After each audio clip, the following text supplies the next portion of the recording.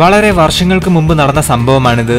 പ്രേം നസീർ എന്ന അതുല്യ നടനെക്കുറിച്ച് പറയാൻ പാടില്ലാത്തത് ഒരാൾ പറഞ്ഞു. അത്രയേറെ പ്രിയപ്പെട്ട ആളെക്കുറിച്ച് അത്തരമൊരു മോശം വാക്ക് പറഞ്ഞപ്പോൾ മിണ്ടാതിരിക്കാൻ കഴിഞ്ഞില്ല. അപ്പോൾ പ്രതികരിക്കുകയായിരുന്നു മോഹൻലാൽ പറയുന്നു.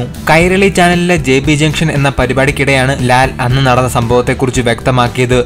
ഒരാൾ മറ്റൊരാളെ അടിക്കുന്നുണ്ടെങ്കിൽ മറ്റൊരു മാർഗവും ഇല്ലാതെ ചെയ്തു പോകുന്നതാണ്. അതുപോലെയുള്ള പല സന്ദർഭങ്ങളും ഉണ്ടായിട്ടുണ്ട്. ഇപ്പോഴും അത്തരമൊരു സന്ദർഭം വന്നാൽ ഞാൻ തല്ലുമെന്ന് മോഹൻലാൽ പറയുന്നു. എന്നെക്കുറിച്ചാണ് ഒരാൾ അതുപോലെ പറഞ്ഞതെങ്കിൽ ഞാൻ പ്രതികരിക്കില്ല.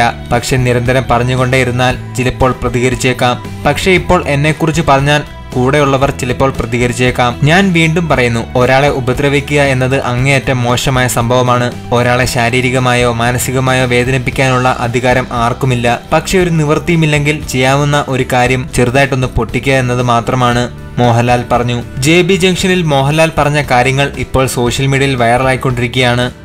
ഈ ചാനൽ സബ്സ്ക്രൈബ് ചെയ്തു ബെല്ലൈക്കണിൽ അമർത്തൂ. പുതുപുത്തൻ വിനോദ വാർത്തകൾ എന്നും നിങ്ങളെ തേടിയെത്തുന്നതായിരിക്കും.